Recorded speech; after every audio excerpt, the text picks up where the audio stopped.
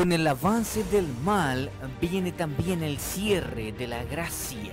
Netzer Systems te trae esperanza para una vida eterna con Jesús, entregándote los canales de Olam 7, Unidades de Acción, Biblia, Saeta Ministry International y muchos más.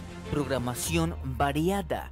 www.netzersystems.com www.netzersystems.com. En Google Play Store encuentres la aplicación Netzer para tu teléfono. Además, adquiere ahora la cajita Netzer para tener el control de la televisión en tu mano. www.netzersystems.com. Hola amigos, ¿cómo están?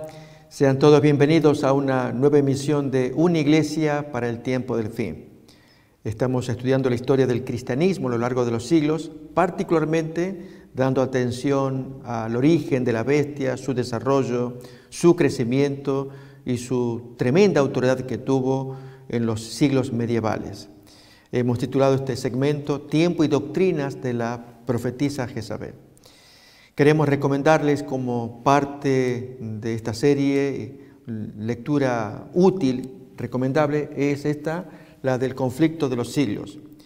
Queremos decirles, amigos, que tenemos ejemplares para obsequiarles. Si ustedes desean tener este material, lo pueden solicitar al teléfono que se indica en pantalla, pedirlo oportunamente y allí se les enviará por correo postal o personalmente, pero ustedes tendrán esta fuente de materiales. Especialmente es una mina de información histórica, que es la que estamos desarrollando aquí con respecto al surgimiento de la bestia y todo lo que la profecía de Apocalipsis señalaba sobre este gran poder en la humanidad. En lo que estamos haciendo a continuación es describir textos proféticos, particularmente dando atención al mensaje de la cuarta iglesia de Apocalipsis, Tiatira, Apocalipsis capítulo 2, 18 en adelante. Otros textos que le acompañan también, ya los hemos leído permanentemente, Apocalipsis 13, pero a la vez también dedicar tiempo a un asunto que consideramos muy importante, la relación de iglesia y Estado. Este fenómeno que fue lo que le dio fuerza y poder a la bestia durante el tiempo medieval y que reaparecerá en los últimos días en la figura de la imagen, la copia de la bestia que aparece en el tramo final de la historia, con una vida que viene de abajo, satánica, se le insuflará aliento de vida en sus narices para iniciar una persecución a todo aquel que no la adorase y que no cargue la marca de la bestia en su cuerpo, en la frente o en la mano. No podrán comprar ni vender, así nos señala la profecía bíblica. Para ello entonces, qué bueno es conocer estos antecedentes, esta relación de iglesia y Estado, los estudios que estamos trayendo para identificar dónde está el problema y hacerle frente también. Para ello entonces vamos a la profecía de Apocalipsis, capítulo 2, versículos 18 en adelante, el mensaje que Dios reveló para Tiatira y que se aplica a los tiempos medievales. Nos referimos a la época de Justiniano, cuando él libró una carta en que autorizaba, ponía a disposición de la Iglesia de Roma el consentimiento del emperador de condenar a aquellos que no andaban conforme a la recta fe católica. Así decía la carta, que ya la estudiamos oportunamente. Vamos pues entonces a leer el texto de Apocalipsis capítulo 2, versículo 18 en adelante. Y escribe el ángel de la iglesia en Tiatira, el Hijo de Dios, el que tiene ojos como llama de fuego y pies semejantes al bronce bruñido, dice esto: Yo conozco tus obras y amor y fe y servicio, y tu paciencia, y que tus obras postreras son más que las primeras.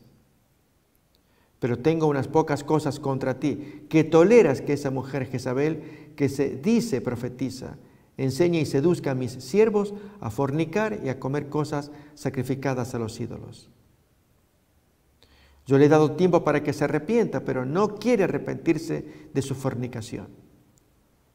He aquí yo la arrojo en cama y en gran tribulación a los que con ella adulteran, si no se arrepienten de las obras de ella. Notemos el detalle que se señala acá, que no quiere arrepentirse de su fornicación. No está dispuesta a abandonar lo que ella considera es su gran ganancia, el fornicar con las potencias de la tierra que se aparecieron oportunamente. Este detalle, amigos, de que no quiere dejar de fornicar, se va a tornar muy importante, porque esto revela que el poderío de la Iglesia Católica, extraído o derivado del poder político, ella no lo va a soltar, no quiere dejar de fornicar. Vamos pues entonces nuevamente a relacionar aquello que tiene que ver con los primeros tiempos del cristianismo y el surgimiento de Estado-Iglesia. Recuerden que los historiadores, cuando tratan de este tema, mayormente apuntan desde los tiempos de Carlomagno, historia que ya miraremos en su momento, aquel gran emperador de origen franco, pero él va a ser ungido por el Papa León III en el año 800 como el primer rey del Sacro Imperio Romano. Ahora ya tenemos un imperio romano sagrado, porque está el Papa y su autoridad espiritual en medio. Lo cierto es, amigos, que en los primeros días del cristianismo nadie se hacía muchas ilusiones con respecto al trato que recibirían de las autoridades terrenales. Miremos el texto que nos trae Pablo en 2 de Timoteo, capítulo 3, versículo 12. También todos los que quieren vivir piadosamente en Cristo Jesús padecerán persecución. Esto es que el reino de Cristo pone al cristiano en enemistad con el mundo. Decimos esto, amigos, vamos a ir mirando diferentes textos para ver una contradicción entre el cristiano y los poderes mundanos, hasta que llega el advenimiento de la Iglesia Católica, del poderío papal, donde él pone armonía entre el cristiano y los poderes temporales. ¿Sí? Veamos pues los textos, Juan capítulo 15, versículo 19, para ilustrarlo. Si fuerais del mundo, el mundo amaría lo suyo, pero porque no sois del mundo, antes yo os elegí del mundo, por eso el mundo os aborrece. O aún Santiago capítulo 4, versículo 4. O almas adúlteras, ¿no sabéis que la amistad del mundo es enemistad contra Dios? Cualquiera pues que quiere ser amigo del mundo se constituye enemigo de Dios. El mundo, queridos amigos, es hostil y fuente de sufrimiento. Un texto para acordarnos, San Juan capítulo 15, versículo 18. Si el mundo os aborrece, sabed que a mí me ha aborrecido antes que a vosotros. ¿Por qué? Porque en él impera Satanás, el príncipe de este mundo. Juan capítulo 14, versículo 30. No hablaré ya mucho con vosotros porque viene el príncipe de este mundo y él nada tiene en mí. Mientras que muchos podrán cambiar y obtener vida eterna por la gracia de Dios, el mundo como tal no se convertirá, sino que será destruido. Llegará a su fin. Leamos algunos textos como Mateo capítulo 24, versículo 3, por ejemplo, versículo 30 también. Estando él sentado en el monte de los olivos, los discípulos se le acercan aparte diciendo, dinos cuándo serán estas cosas y qué señal habrá de tu venida y del fin del siglo.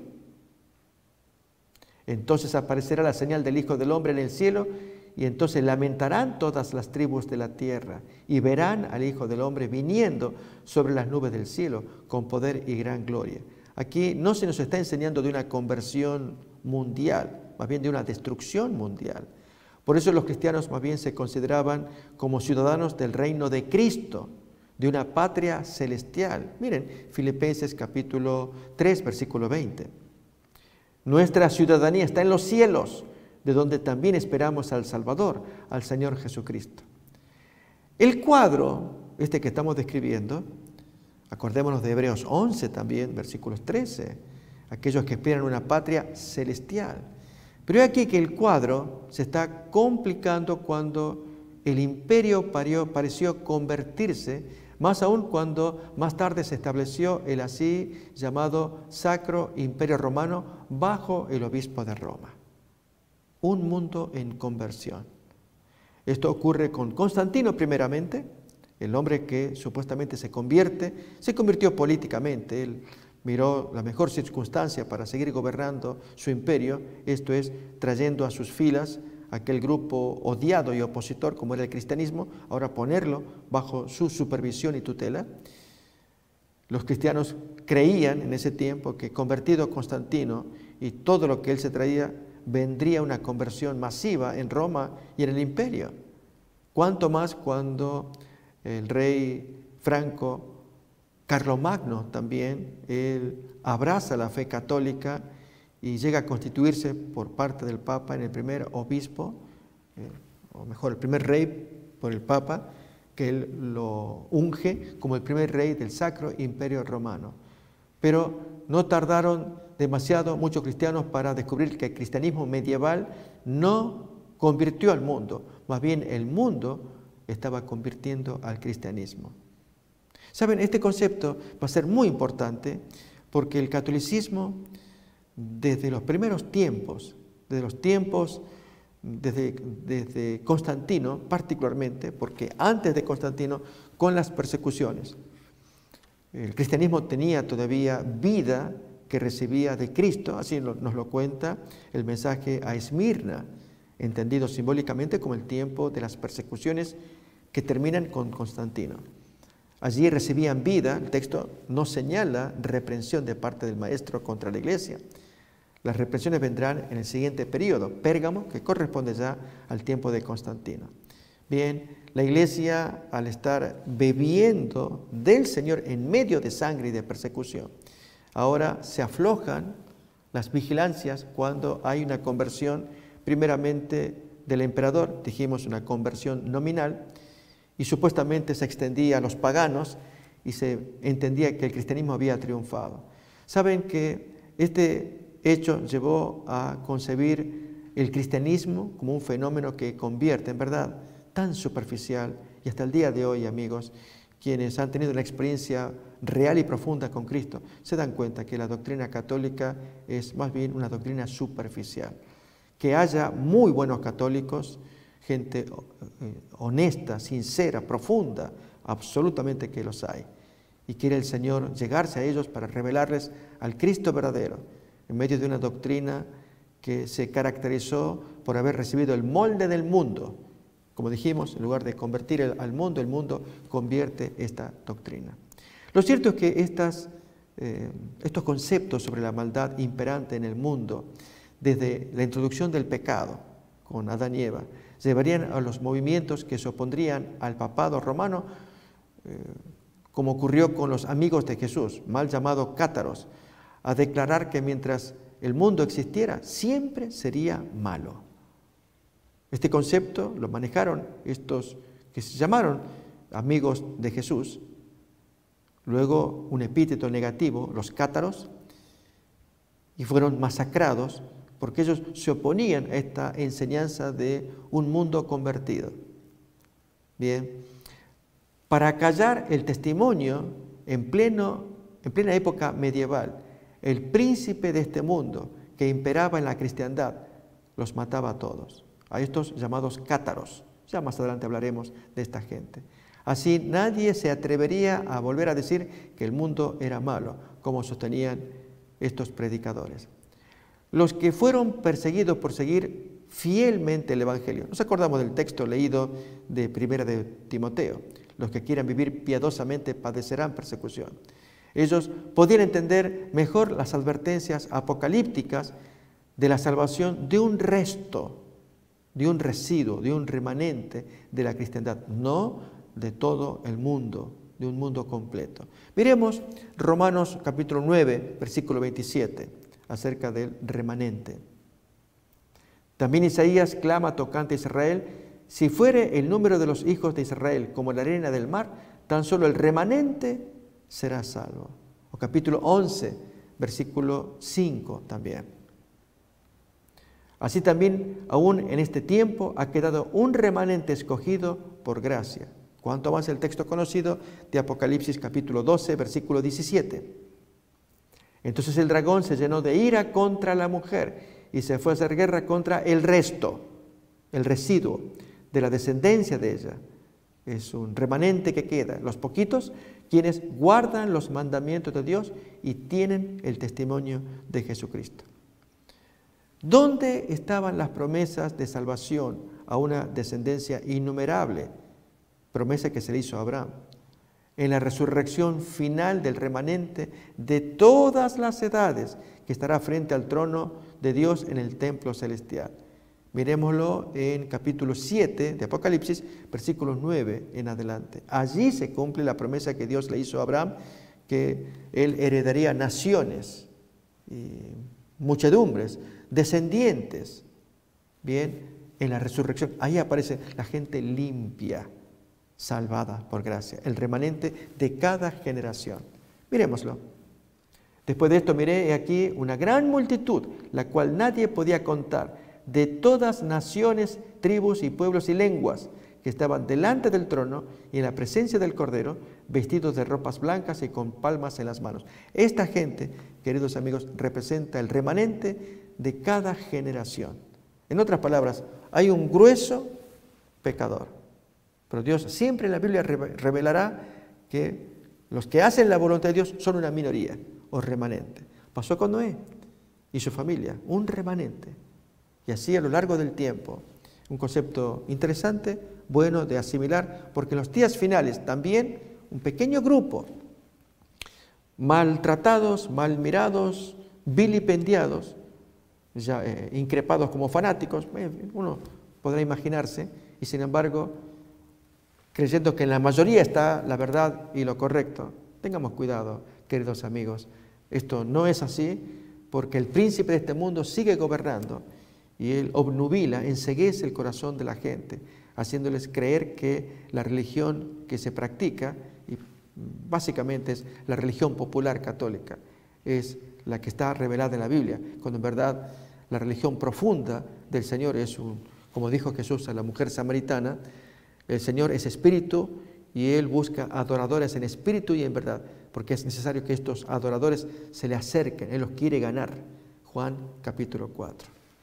Pero saben, el Evangelio también tiene sus paradojas. Una de ellas es que Dios podría tocar el corazón de los gobernantes de manera que tuviesen una actitud benevolente hacia el Evangelio y que los cristianos contasen con momentos de relativa paz.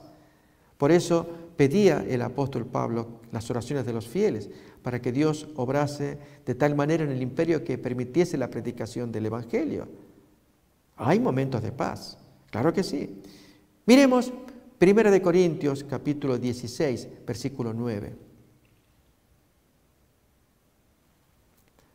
Porque se me ha abierto puerta grande y eficaz, y muchos son los adversarios. O Colosenses capítulo 4, versículo 3 también. Orando también al mismo tiempo por nosotros, para que el Señor nos abra puerta para la palabra, a fin de dar a conocer el misterio de Cristo, por el cual también estoy yo preso. Y aunque el mundo no se convirtiese, podría recibir el impacto del mensaje, de manera que aquí y allí su influencia ejerciese un control refrenador en las conciencias de los gobernantes. Pero entonces, describamos ahora la iglesia cristiana hasta antes de los tiempos de Constantino. Bien, la iglesia, después de los apóstoles, pasó por momentos alternativos de relativa paz y persecución, en tanto mantenía distancia con los gobernantes de ese tiempo. Es decir, hubo emperadores que desataron persecución y hubo otros que no. Pero era el tiempo en que ellos crecían como cuerpo de Cristo sin relacionarse con la política necesariamente. Al principio, las autoridades romanas los defendieron, incluso de la persecución judía. Esto es interesante de notar. Eran los judíos el objeto del odio popular, hasta que esta secta de cristianos empezó a ser conocida. Pero la iglesia asumió una actitud de oposición al Estado, cuando ésta requirió la sujeción de la religión a las autoridades civiles. Por ese motivo se desató la persecución. Recordemos las arengas, las apologías, como la de Justino Mártir en sus 2 apologías. Los cristianos durante el tiempo de persecución en ningún momento se avinieron a bajar las normas morales para acomodarse a los estándares del Estado. Por el contrario, elevaban sus normas y desataban la furiosa persecución.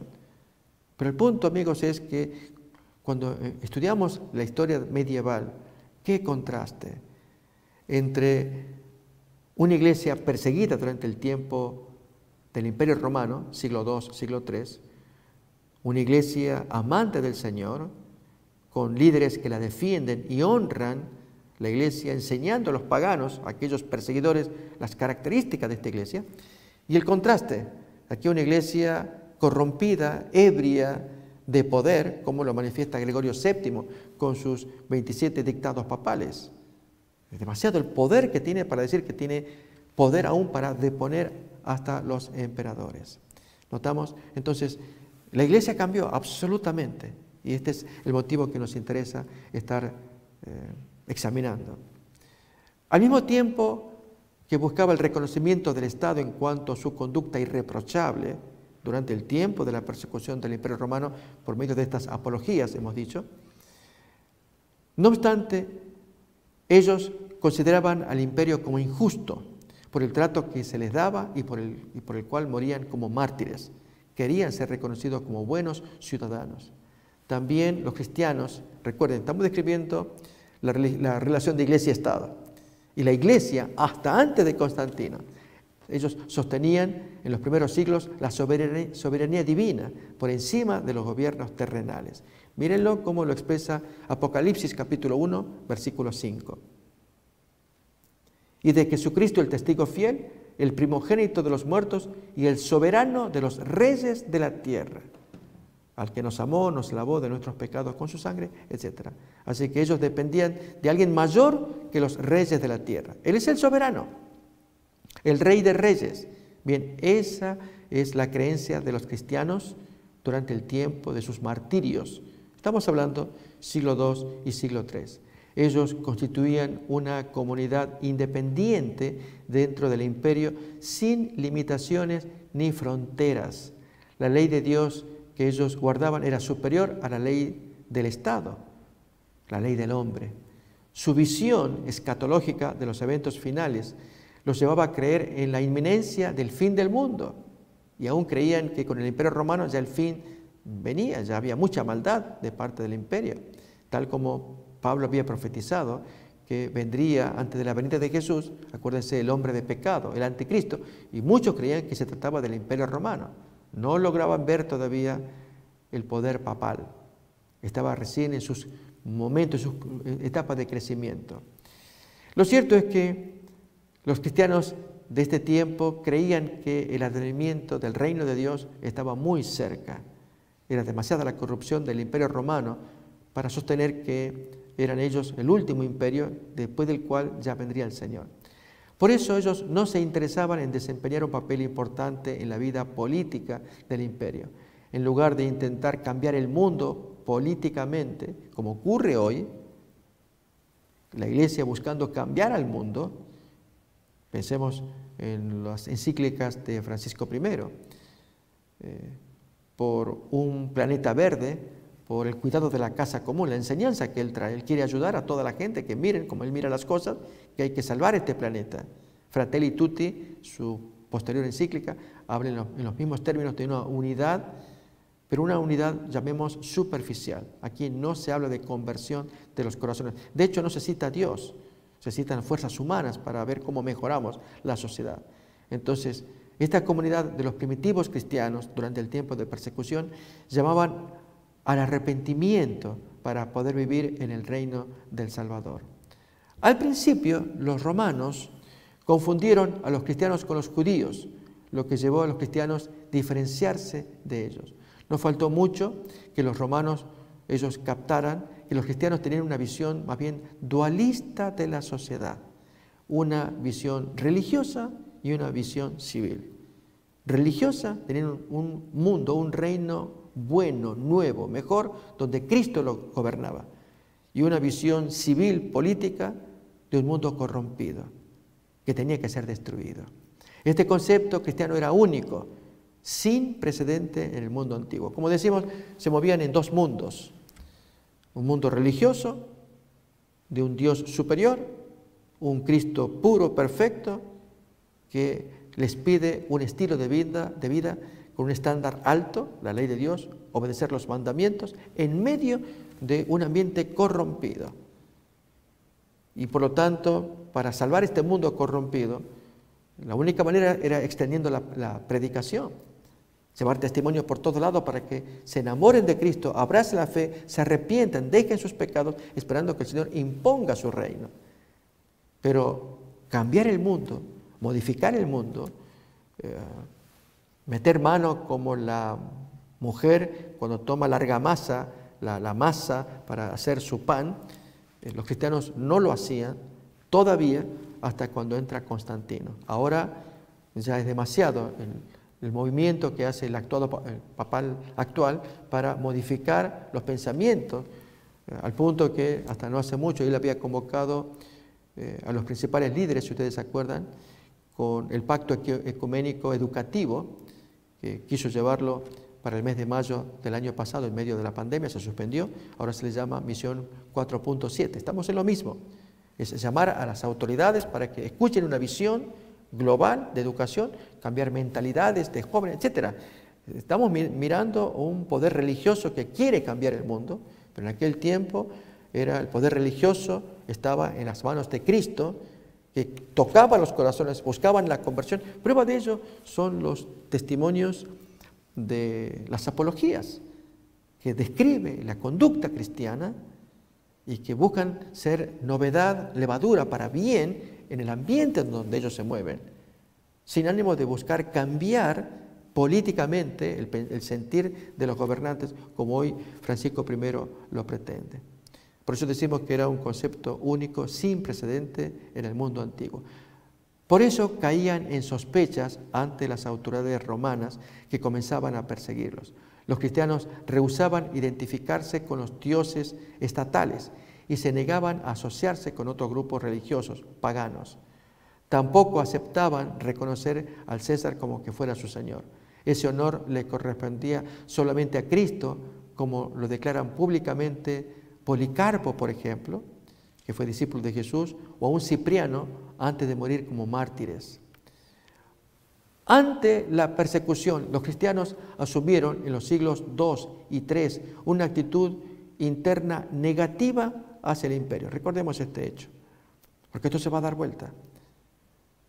¿Saben? Estos conceptos se van a tornar importantes porque estamos mirando una iglesia cristiana, podemos llamarla católica, claro que sí. Entre tanto sufrían persecución, dependían de Dios. Penosa persecución, dolorosa, sangrienta, horrible persecución. Pero esto los obligaba a buscar a Dios, a depender de Él. Pero venido Constantino, se dieron vuelta absolutamente las cosas. Ahora conciben el mundo de un modo distinto, se lo puede convertir. Gracias a Constantino, su poder que él tiene como emperador, las órdenes que él dicta a los ejércitos, a los paganos, cuando les ordena que abandonen los dioses falsos, etc. Y se habla de una conversión. La pregunta es, amigos, si esta conversión es la que Dios pretende. Recuerdan que hemos hablado de la expresión decretazo, el que dio Nabucodonosor, que cualquiera que maldijera al Dios de los hebreos sería descuartizado. Esto aparece en Daniel 3, última parte. Esto no convierte a la gente, más bien muestra una política dominante. Así Nabucodonosor, así lo hizo Constantino también en sus días. Lo cierto es que esta actitud negativa fortalecía a los cristianos para el martirio. También asumieron una actitud externa positiva de sujeción a todo lo que correspondía al bienestar material de la sociedad. Estaban apoyando. Así procuraban vindicar su conducta ante el Estado. Los así llamados padres apologistas, recuerdan, hemos mencionado a Justiniano, hay otros como Ireneo, ellos declaraban también, somos los mejores ciudadanos del emperador. ¿Saben? Era el recurso que utilizaban la conducta, sus armas espirituales. Gente que no roba, que no daña, que no miente, dignos de imitar. Estos son los cristianos. Este es el crimen que ellos cometen. Seguir a su líder que les ordena ser buena gente en el medio ambiente. Era el arma principal que estos cristianos estaban utilizando. Pero esa actitud externa era también pasiva en cuanto a la independencia y el desentendimiento de las instituciones políticas, incluso por su negativa a enrolarse en el ejército imperial, lo que les acarreó problemas. ¿Saben? Hay materiales que hablan sobre el tema. Recuerden que estamos promocionando este libro también, El conflicto de los siglos, que aborda estas situaciones que vieron los cristianos de los primeros siglos, y queremos recomendar su lectura para abreviar así cosas que estamos escuchando. Lo cierto es, amigos, que la Biblia misma ya hablaba de estos movimientos políticos, tal el caso de Daniel capítulo 7, que mostraba el cuarto imperio, y los cristianos creían que el cuarto imperio lo cumplía Roma. Este es el caso de Hipólito de Roma, año 220 de la era cristiana. Él escribió un libro que se llama El Anticristo, y allí pone a Roma, al imperio romano, como el anticristo, sin imaginar que de ese imperio, de acuerdo a la profecía de Daniel 7, surgiría un cuerno pequeño que dominaría a todos por 1260 días años, lo que representa entonces el poderío papal. No obstante, el poder que impedía la aparición del anticristo religioso contra el anticristo político de Hipólito, debía aparecer cuando fuera quitado, el que lo impedía para que aparezca. Recuerden que el texto nos habla de esa manera, les invito a que lo busquemos. Segunda carta de Pablo a los Tesalonicenses, capítulo 2, versículo 4 en adelante, que describe al anticristo religioso y un poder que lo frena. Miremos. El cual se opone y se levanta contra todo lo que se llama Dios o es objeto de culto, tanto que se sienta en el templo de Dios como Dios, haciéndose pasar por Dios. ¿No os acordáis que cuando yo estaba todavía con vosotros os decía estas cosas? Y ahora vosotros sabéis lo que lo detiene, a fin de que a su debido tiempo se manifieste. Había un poder religioso, pero había una oposición a ese poder. Y esa oposición era el poder político. Hasta que el poder político se avenga, o sea, entre en relación, buena relación con el poder religioso, y entonces desaparece la oposición para que florezca el anticristo religioso. Atisbos del anticristo religioso, amigos, lo miramos durante el tiempo de la Iglesia sin relación con política. Nos referimos al siglo II, con Víctor I, año 196. ¿Nos acordamos? Ya estudiamos este asunto, cuando el conflicto de la controversia cuartodecimana. Este hombre se arroga el poderío de amenazar con extirpar a los cristianos de Oriente, esto es del Asia Menor, que practicaban la Pascua cuartodecimana y no se avenían a guardar la Pascua romana dominical. Bien, él quería extirparlos. Si hubiera estado con el poderío político, posiblemente los hubiera perseguido, como Roma papal persiguió a los cátaros, a los albigenses, a los valdenses. No tenía semejante poder político a fines del siglo II, pero sí se muestran los atisbos, los rasgos de anticristo religioso.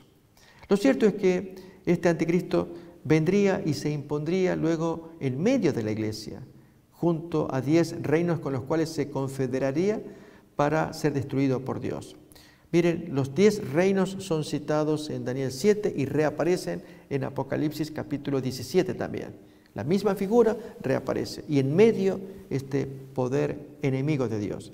Vayamos pues entonces a mirar Daniel capítulo 7. Leemos versículos 7 y 8 acerca del cuarto poder, la bestia y un poder nuevo que surge en medio de su cabeza, el 11º cuerno.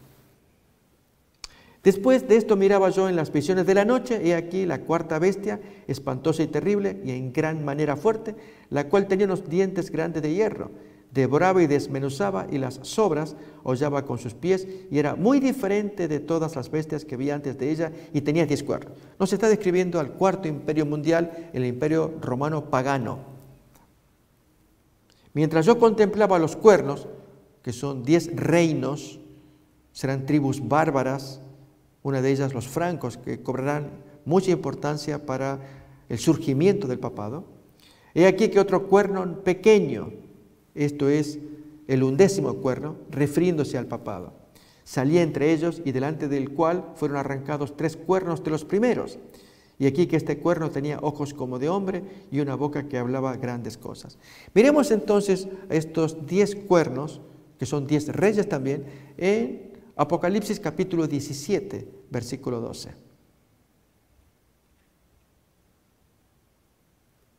Y los 10 cuernos que has visto son 10 reyes que aún no han recibido reino, pero por una hora recibirán autoridad como reyes juntamente con la bestia. Y estos 10 cuernos entregarán su poder y su autoridad al 11º cuerno, usando la fraseología de Daniel capítulo 7. ¿Con qué propósito? Para perseguir al pueblo de Dios. O el texto dice, perseguir a Jesús en la persona de los hijos de Jesús, de sus fieles, de su resto que obedecen al Señor. En esencia, estos primeros cristianos creían que Roma iba a ser destruida en la segunda venida de Jesús, junto con este mundo. Tanto que cuando ellos predicaban de Apocalipsis capítulo 18, Babilonia, creían que la Babilonia, estos cristianos, recuerden siglo II, siglo III, si bien el Apocalipsis, si bien había sido escrito antes, costó todavía ser aceptado, hasta que en el siglo IV, mediados, años 350, ya es reconocido como un libro inspirado, Apocalipsis. Pero mientras se leía el libro, creían quienes lo tenían y creían que Babilonia era el imperio romano pagano y ya estaba para caer, faltaba poco tiempo para que cayera. Y ante la persecución que sufrían, se refugiaban en la creencia de que la venida del Señor estaba muy cerca y vivirían en un mundo mejor. Hablemos ahora de los puntos en conflicto con las autoridades romanas. Recuerden, estamos describiendo la iglesia cristiana hasta el tiempo de Constantino, antes de Constantino. La sociedad romana era pluralista, lo que permitía que se asimilaran muchos cultos paganos que, de ser aceptados por el Senado, pasarían a pertenecer al imperio. El Senado estudiaba las creencias que los soldados mismos traían del extranjero, prácticas, cultos nuevos, dioses nuevos. Es lo que habían hecho también otros imperios anteriores, en lo que se conoce como la migración de los dioses. Los dioses son transportados. Ese es el caso de los dioses griegos transportados a Roma. El dios Zeus, oriundo de Grecia, ahora es asimilado como el dios Júpiter. Es el mismo dios, pero tiene un nombre romano. Y así con los demás dioses. De allí que nuestra Biblia puede variar cuando se traduce Júpiter, por ejemplo, Mercurio, en lugar de los nombres que aparecen aún incluso en griego o en otras Biblias donde pone Zeus directamente, y Apolos. Son los equivalentes, los mismos dioses, pero estos son de origen griego, Zeus, Apolos, estos son de origen romano, es decir, nombres romanos recibidos de Grecia, asimilados ahora por Roma con esta denominación.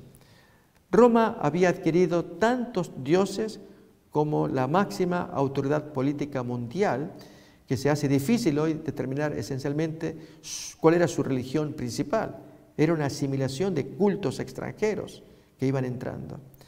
Sin embargo, el hecho de que no se humillaban ante dioses como en otras culturas, sino que establecían un contrato con esos dioses por el que los dioses les darían la victoria sobre los enemigos y el Estado los honraría con ofrendas consecuentes. Esto hizo que miraran al Dios del cristianismo, Cristo, como un Dios sospechoso. Es decir, los romanos podían conciliarse con dioses extranjeros, pagarles votos, hacer sacrificios y confiar en que ellos les ayuden a vencer en las guerras oportunas. Y al intentar hacer lo propio con los cristianos, ¿cuál es el Dios de los cristianos? Jesús. Bien, hagamos un contrato con Él. ¿Qué sacrificios pide Él? Para que nos bendiga y nos vaya bien en la guerra. Y entonces, si nos va bien, lo incorporamos como parte de los dioses y promovemos el culto a Jesús, el Cristo, como un Dios. Los cristianos no estaban en esa tesitura, ustedes se imaginan, ¿no? Era una creencia popular, un sentir de Roma, pero absolutamente ajeno al sentir de los cristianos. Uno también podría pensar que con tanta amplitud hacia nuevas religiones, los cristianos no tendrían por qué ser perseguidos. Había, sin embargo, un punto o varios puntos de fricción. Uno de ellos era que la religión romana estatal involucraba a toda la sociedad. Por eso, como guardián del Estado, el Senado tenía como misión supervisar el ejercicio de la religión, lo que le daba la facultad de aceptar o suprimir nuevos cultos si no contribuían en su entendimiento pagano a la unidad y a la prosperidad de la sociedad. La pregunta que nos haríamos es, ¿la religión de este nuevo Dios, el Cristo, contribuiría a hacer cohesión, a unir la sociedad? No. ¿Por qué? Porque el Cristo promueve un estilo de vida absolutamente opuesto a la práctica popular. Aquí no adulterios, no fornicaciones, no robos, no mentiras, etc. Y aquí los dioses paganos hasta promovían el caso de Zeus o Júpiter, un dios homosexual que se cuenta en su historia que él se acostó con el pastor Ganímedes, un pastor de ovejas. Y por lo tanto los súbditos tenían a su modelo como para practicar ese pecado también. Notemos, esto muestra que la religión de Jesús se convierte en una religión no popular, más bien una religión extraña que atenta contra todos los otros dioses. De allí que los cristianos fueron acusados de ateísmo, porque están en contra de todos los dioses populares. El Senado romano lo que va a hacer entonces es causar una diferencia. Ellos se oponen a toda religión que no sea tradicional y sobre todo que los aparte del ritual enseñado por los antepasados. Consideraban las religiones no convencionales que profetizaban y practicaban el ocultismo como superstición. En latín, superstitio. ¿Qué significa? Al ver los escritos de esta gente, o sea, a ver sus dogmas, tienen Antiguo y Nuevo Testamento. Miremos el Nuevo Testamento. Y al leer libros apocalípticos como Daniel y Apocalipsis, más bien decían, esta gente está con muchas supersticiones de eventos, de una catástrofe, de destrucciones universales, etc. Y esto no trae beneficio a la religión popular romana. Por eso, dos grandes filósofos terribles en sus escritos, el caso de Celso con su discurso verdadero y Porfirio con su Adversus Christianum, ellos intentaron ridiculizar las profecías bíblicas, el caso de Daniel o Apocalipsis, que los cristianos ponían como prueba de autenticidad y superioridad de la fe cristiana sobre los paganos. Tácito, escritor romano, y otros autores paganos catalogaron el cristianismo como superstición depravada y desastrosa. Con estos epítetos, ¿a quién le gustaría, de los ciudadanos romanos, entablar alguna relación amistosa con estos cristianos? Cada cual podía tener su propia religión a condición de que no excluyese la religión estatal. Como un mercado persa, usted entra y escoge, pero no pronuncie nada que afecte el mercado o afecte la tienda. Escoja el producto que quiera, pero no haga que por causa de ese producto que usted escoja, la gente asuma una actitud negativa contra el mercado o el stand donde usted está comprando. Noten, esta es la creencia que tenían en Roma con respecto al trato con las religiones. Siendo que la religión del Estado garantizaba el bienestar de la comunidad, toda religión particular no podía prescindir del culto oficial. Es decir, cualquier religión personal se les permitía, pero participen juntamente con la religión oficial del culto pagano.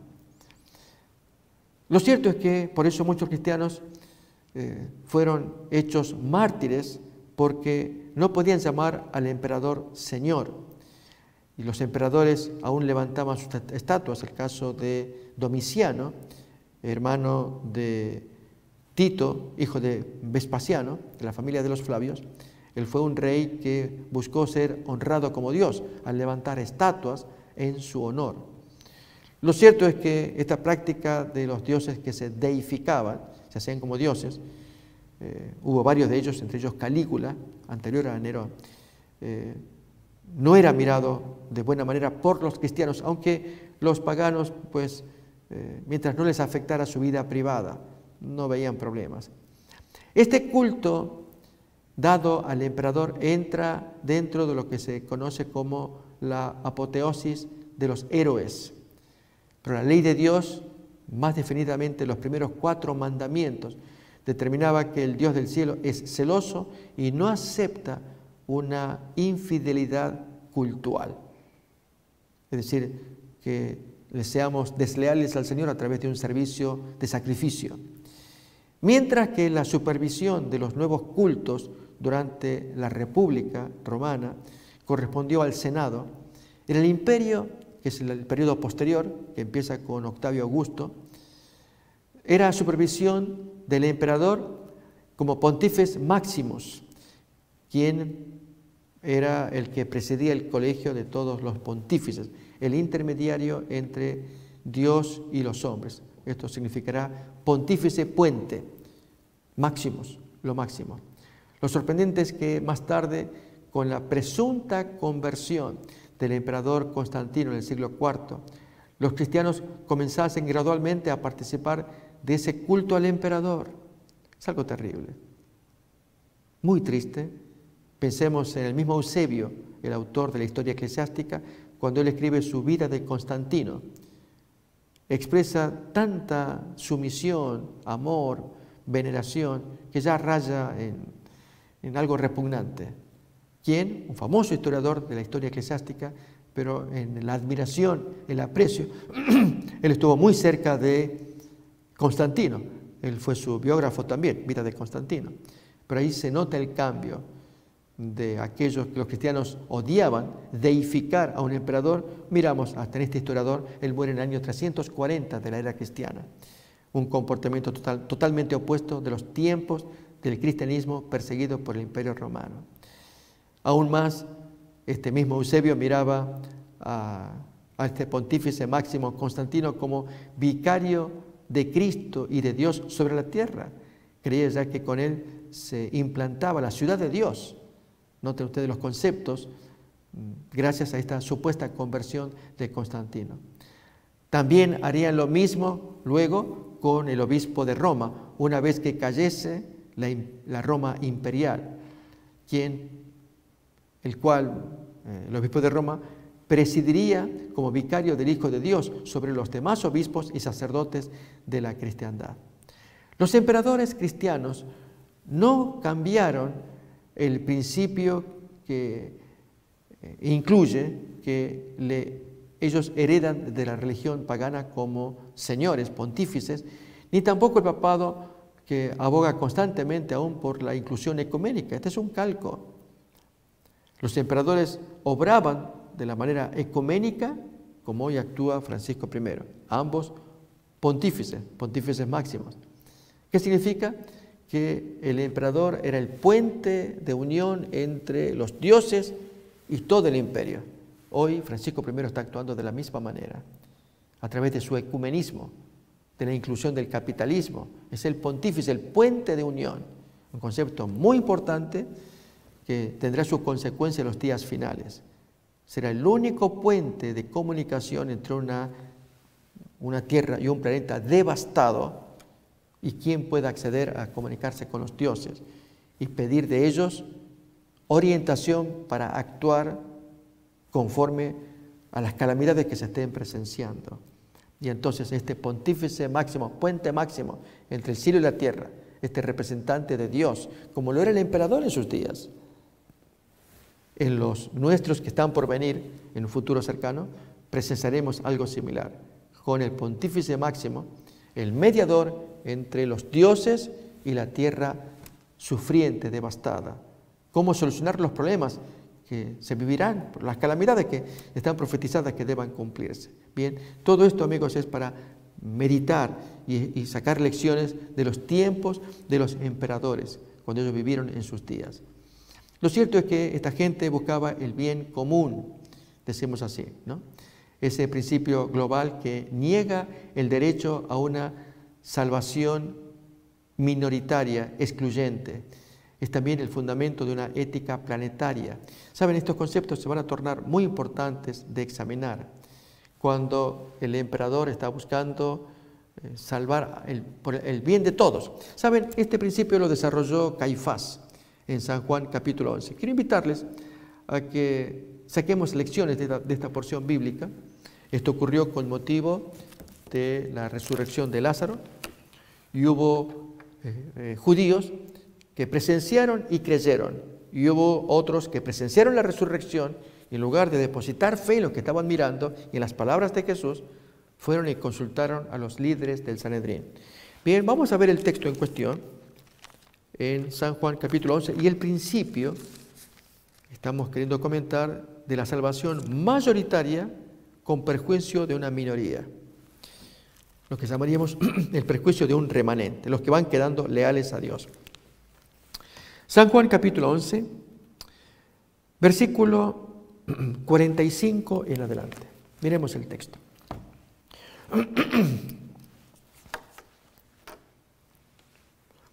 Entonces, muchos de los judíos que habían venido para acompañar a María y vieron lo que hizo Jesús, creyeron en él. Pero algunos de ellos fueron a los fariseos y les dijeron lo que Jesús había hecho.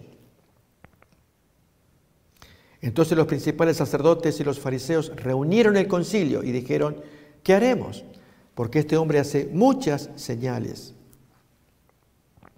Si le dejamos así, todos creerán en él y vendrán los romanos, noten el concepto, destruirán nuestro lugar santo y nuestra nación.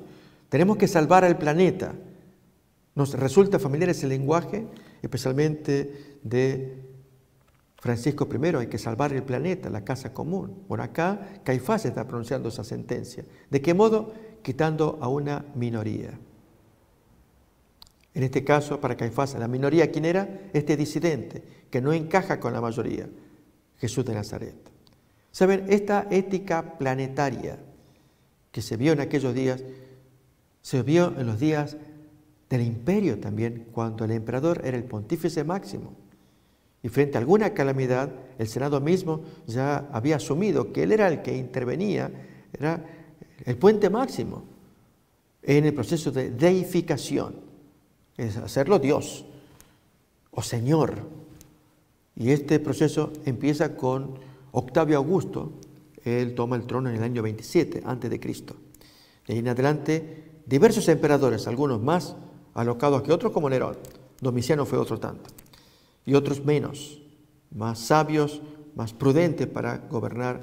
Allí dependía del individuo, vamos a decir, autoritario, dictatorial, que imponía su creencia. Pero el punto fundamental es que este puente máximo era el que podía interceder ante los dioses para salvar a todo el imperio romano de alguna catástrofe.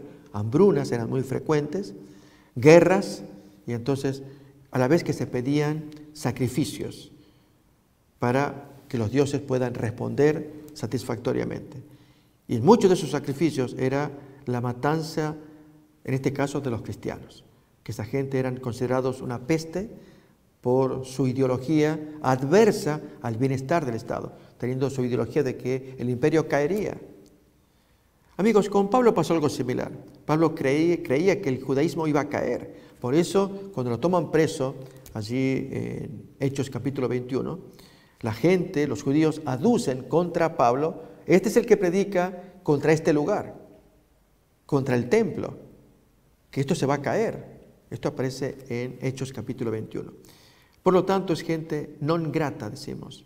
Bien, esto pasó en los días del Imperio Romano, pasó con Constantino, los emperadores, pero especialmente va a pasar con el catolicismo.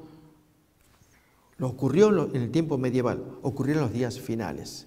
Es que serán el intercesor ante los dioses para pedir que se detengan las calamidades, las penurias que se observen en la tierra como parte de los cumplimientos de las catástrofes pronunciadas por Jesús, y esto requerirá sacrificios. Completemos la lectura de Caifás. Estamos leyendo San Juan capítulo 11.